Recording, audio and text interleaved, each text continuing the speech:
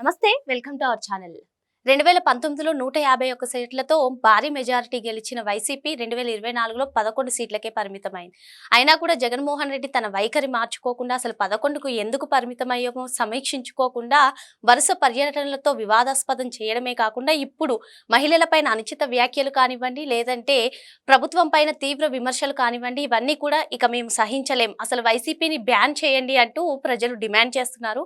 మరి ఇదే అంశం పైన చర్చించడానికి మనతో పాటుగా ఉన్నారు సీనియర్ పొలిటికల్ అనలిస్ట్ అడిసిమెల్లి శ్రీనివాస్ గారు. నమస్తే సార్. నమస్కారం అండి. గత 2 రోజులుగా కూడా ఈ వైసీపీ పార్టీకి అసలు ఈ ఫ్యాన్ సింబల్ కాదు గొడ్డల సింబల్ ఇచ్చేయండి అంటూ ప్రజలు డిమాండ్ చేశారు. ఇప్పుడు మరి మొత్తానికి జగన్మోహన్ రెడ్డి తన వైఖరి ఏ విధంగా మార్చుకోవట్లేదు, జగన్మోహన్ రెడ్డితో పాటు వైసీపీ కీలక నేతలు అందరూ కూడా అసలు మారట్లేదు, వాళ్ళలో మార్పే కనిపించట్లేదు. సో వైసీపీ పార్టీని బ్యాన్ చేసేయండి, ఇది మేము ప్రభుత్వానికి విన్నవించుకుంటున్నామంటూ ప్రజలు చేస్తున్నటువంటి డిమాండ్ని ఏ విధంగా చూడాలంటారు? ఇప్పుడు యాక్చువల్గా జగన్మోహన్ రెడ్డి 150 సీట్లు అతను ఊహించలేదు, ఎవరు ఊహించలేదు. అందరికీ నిజంగా పెద్ద షాక్. ఈ ముఖం చూసి అలాగే హెర్ర బాబు ఓట్లు అనుకుని నాలటోడు. సరే, ప్రజా తీర్పుని ప్రజాభిప్రాయాన్ని గౌరవించాలి. ఆయన గెలిచాడు. అతను గెలిచిన తర్వాత ఆయన పరిపాలన చక్కగా చేసుకునే అవకాశం ఉంది. అంటే చంద్రబాబు నాయుడు గారి నిర్ణయాలు తిరగడు తోడటం, లేకపోతే ఆయన ప్రారంభించిన పనుల్ని అర్ధాంతరంగా ఆపేయాలనుకుంటాం, అదొక దుష్ట ఆలోచన. ప్రజల కోణంలో దాన్ని సహించరావడం. మీరు ఎవరన్నా పెడితే తింటారు, కొడితే పట్టరు. ఫస్ట్ కొడితే పడరు. నిర్మించేవాడికి ఉన్న గౌరవం కూల్చేవాడికి ఉండదు. అర్థమైందా? మీరు చిన్నదో పెద్దదో ఏదైనా చిన్న నిర్మాణం చిన్న దిమ్మ కడితే కూడా నిర్మించిన ఇంకో మంచిగా చూస్తారు. మీరు పగల కొడుతుంటే మీకు గౌరవం ఉండదు. ఇలాంటిది జగన్మోహన్ డిస్ట్రక్షన్ వైపు వెళ్తున్నాడు అనేటువంటి అభిప్రాయం వచ్చింది జనాలకి. సరే, వాళ్ళు ఎవరన్నా ఏదన్నా ఇదేటయా తప్పు చేస్తున్నాం అని చెప్దామంటే వీళ్ళు దుర్మార్గం. అప్పటికే టీడీపీ కార్యకర్తల మీద దౌర్జన్యం చేయడం, ఊళ్ళు ఖాళీ చేయించడం, వాళ్ళ రక్తగాయాలు చేయటం, వాళ్ళని గృహ నిర్బంధాలు చేయడం, చంద్రబాబు నాయుడు గారిని కూడా లెక్క చేయకుండా ఇష్టమైన మాట్లాడడం, బూతులు మాట్లాడడం, ఇవన్నీ చూసి ఎవరికాడు ఎందుకు వచ్చిన కూడా బాబు ఈ పెంట వెళ్తాడు అనుకుని ఆగారు. అది ఆయనకు నష్టం జరిగింది. యాక్చువల్గా అతను అంత దుర్మార్గంగా ఇప్పుడు అప్రకటిత ఎమర్జెన్సీ అని సజ్జల రామకృష్ణారెడ్డి మాట్లాడుతున్న అప్రకటిత ఎమర్జెన్సీ అలా అమలు చేశారు. యాక్చువల్గా వీళ్ళని అంటున్నారు, వాళ్ళకి ఇప్పుడు అలవాటే. వాళ్ళు ఇన్సైడర్ ట్రేడింగ్ చేస్తారు, వీళ్ళని అంటారు. వాళ్ళు విష ప్రచారం చేస్తారు, వీళ్ళని అంటారు. వాళ్ళు బూతులు మాట్లాడతారు, వీళ్ళని అంటారు. ఇప్పుడు కూడా వాళ్ళు ఏం చేస్తారో అది ఎత్తటోళ్ళ మీద ఎత్తుంటారు. ఇలాంటి పరిస్థితుల్లో ప్రజల్లో ఒక రకమైన వెగటు వచ్చింది. ముందు అసహ్యం వేసింది, ఇతని మీద నమ్మకం పోయింది. రాను తర్వాత ఇతని శాస్త్రలో ఈ అరాచకం చూసి అవినీతి అన్నీ చూసి అసహించుకున్నారు. అరాచకం చూసి భయాందోళన వచ్చేసినాయి. ఏ స్టేజ్కి వెళ్ళిందంటే వీడు వద్దురా బాబు మాకు అనుకునే స్టేజ్కి వచ్చింది. దాని విషయంలో మూకమ్మడిగా కూడబలుకున్నట్టు అందరూ కలిపి ఇతని మీద తిరుగుబాటు చేయనట్టుగా చేసి అతను ఓడించారు. అతను ఏదో అనుకోలే, చంద్రబాబు నాయుడు గారు ఏదో హామీలు ఇచ్చాడు కాబట్టి జనం అట్టయిపోయారని అనుకుంటున్నాడు అతను అమాయకంగా. అతను తెలుసుకోవాల్సింది ఏంటంటే అతను ముఖం చూడటం కూడా ఇష్టపడతలేదు జనం. అతను అసహించుకుంటున్నారు. పైగా అతని మీద భయం కూడా ఉంది. ఈ అసహించుకుంటాం లేకపోతే అవినీతి ఇలాంటి విషయాల్లో జనాల్లో ఎప్పటికైనా కాంప్రమైజ్ అవుతారేమో, కానీ ఈ భయాందోళన నుంచి మాత్రం బయట రారు. పోనీ అలా బయటకు తీసుకొచ్చే ప్రయత్నం ఏమైనా చేస్తున్నాడా? తను తప్పు చేసేయడం తెలుసుకుని వారు బాబు మనం మంచికోవడం, మనకి కనీసం మంచోడి కింద యాక్ట్ చేయాలన్నా కూడా తెలుతులేదు అతనికి. ఇవన్నీ లేకుండా మళ్ళీ ఏం చెప్తున్నారు వాళ్ళు వచ్చి, మిమ్మల్ని చంపేస్తాం, పొడి చేస్తాం, రప్ప నరికేస్తాం, ఇప్పుడు మేము మిషన్ గన్లు తీసుకొచ్చేస్తాం, స్టెన్ గన్లు పట్టుకొస్తాం, మా గన్లు ఇంకా గట్టిగా పనిచేస్తాం, ఇలాంటి మాటలు మాట్లాడుతున్నారు. మీరు అన్నట్టుగానే ఈ అవినీతి స్కీమ్లు స్కామ్లు అన్ని పక్కన పెడితే అసలు ఒక రాజకీయ పార్టీకి క్రమశిక్షణ ఏ విధంగా ఉండాలి? ఇప్పుడు వైసీపీనే చూసుకున్నట్లయితే అధినేతతో సహా అందరూ కూడా ఈ రప్పా డైలాగ్ని ఎక్కువగా యూజ్ చేస్తున్నారు సార్.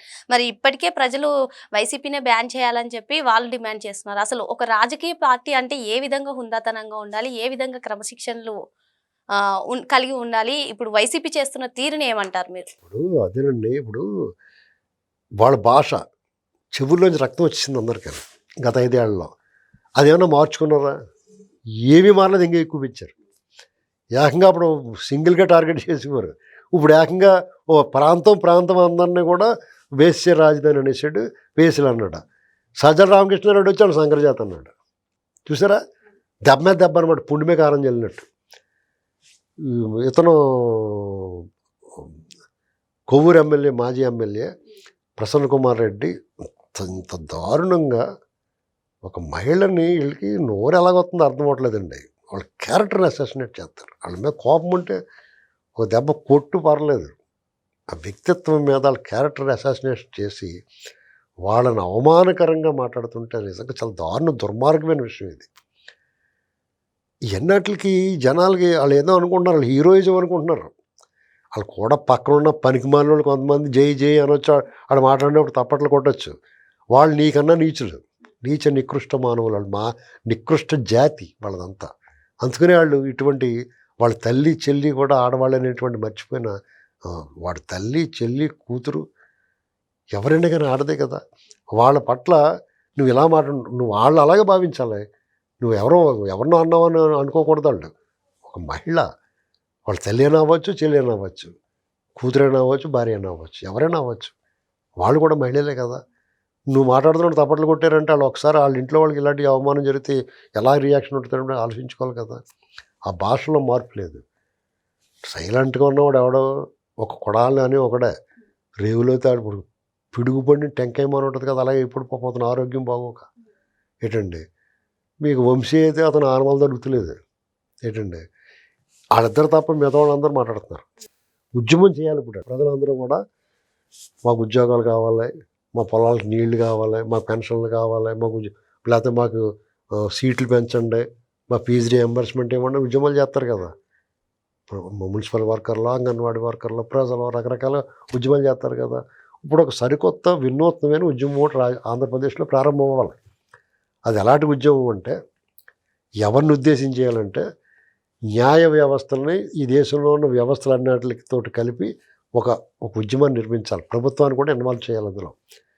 ఇదిగోనండి బాబు, ఈ అవినీతి విషయంలో ఈ దేశంలోనే దిగ్భ్రాంతి గురయ్యేంత అవినీతి స్కాములు చేసాడు స్కీముల పేరుతోటి. ఇదిగో అవినీతి చక్రవర్తి జగన్మోహన్ రెడ్డిని మీరు అరెస్ట్ ఎందుకు చేయట్లేదు? ఇది మీరే చెప్పారు కదా, ఆర్థిక నేరం అనేటువంటి ఉగ్రవాదం కన్నా ప్రమాదం అన్నారు. రాజకీయ నాయకుల మీద అవినీతి ఆరోపణలు ఉంటే తక్షణం 1 ఇయర్లో రోజువారీ విచారణ జరగాల, 1 సంవత్సరం లోపల ముగించాలన్నారు. ఇది ఎందుకు చేయట్లేదు అనేది ఒక ఉద్యమం చేయాలి. 2, ఈ ప్రభుత్వం దగ్గరికి వెళ్ళి ఏమండి నోటుకొచ్చినట్టు మాట్లాడుతున్నాడు, ఆడవాళ్ళని అవమానిస్తున్నారు, అమరావతి మహిళలను అందరినీ కూడా వేసేయాలని అన్నారు, మీరు వాళ్ళు అలా పట్టుకుని అలా వదిలేసారేటండి బాబు, వాళ్ళు ఏమైనా ఆమోదం రాసుకున్నారా, జారిపోయారా మీ చేతిలోంచి, మట్టకెడసల్లా జారిపోతున్నారేటండి అని దాని మీద ఒక ఉద్యమం చేయాలి. అంతేకాకుండా ఈ జగన్మోహన్ రెడ్డి గతంలో ఈడీ సిబిఐ కేసులే కాకుండా ఈ రాష్ట్రంలో వచ్చిన కాడి నుంచి కూల్చివేతలు, అన్యాయాలు, అక్రమాలు, రాజ్యాంగ చట్ట ఉల్లంఘనలో సర్వేరాళ్ళ మీద ఫోటోలతో మొదలు పెడితే ఋషికొండ వరకు చేసిన ఆ అన్యాయాల, అక్రమాలు, మద్యము, ఇసుక, ఇలాంటి వాటిలో అతను దోపిడీ మీద మీరు ఎందుకు చూస్తాం అనుకున్నారో, అతని దగ్గర నుంచి ఎందుకు రికవరీ చేయట్లేదు? మీరు రికవరీ చేసి తీరాలి, అతను అరెస్ట్ చేత కుదరదో, అతను దొబ్బేసిన డబ్బులన్నీ తెచ్చి ప్రభుత్వానికి జమ చేయాలని అలాంటి ఉద్యమం నిర్మించాలి, ఆ ఉద్యమం చేయాలి. అప్పుడు ఏం చేస్తారు, కూటమి ప్రభుత్వానికి ఏమాత్రం కన్సర్న్ ఉండి సర్లే సావనేని వదిలేసినా పోతే పోయిరా మళ్ళీ సంపాదించుకుందాం అనుకుంటాడు ఒక్కొక్కతను. ఇప్పుడు ఒక అతని దగ్గర ఏమైనా డబ్బులు తెప్పిస్తారు, సూట్ కేటు పోయడానికి బస్ స్టాండ్లో ఒక పెద్ద మనిషి దగ్గర, ఓ రైతు దగ్గర పోతే పోయిన కష్టపడి సంపాదించుకుందాం మంది అయితే మనకు వస్తా అనుకుంటాడు ఒక రకమైన వైరాగ్యంతో. ఆ టైప్ వీళ్ళు ఏమైనా వదిలేసినా కానీ ప్రజలు ఊరుకోకూడదు, ఉద్యమం చేసి అవసరమైన నిరాహార దీక్షలు, ఆమరణ దీక్షలు కూడా చేసేయాలి, అరెస్ట్ చేతను ప్రెజర్ పెట్టేయాలి ప్రభుత్వం మీద. ఇది తప్పని పరిస్థితి అయ్యేలాగా ఉంది. నేనేమనుకుంటాను అంతవరకు రానివ్వకుండానే. మరి వైసీపీ అధినేత జగన్మోహన్ రెడ్డి కానివ్వండి, వైసీపీ నేతలు కానివ్వండి, వీళ్ళు ప్రవర్తించే తీరుపైన మరి ప్రజా ఉద్యమానికి దారితీస్తుందా లేదంటే ప్రభుత్వమే చర్యలు తీసుకుంటుందా వేచి చూడాలి. మరో అంశంతో మళ్ళీ కలుద్దాం. Thank you sir.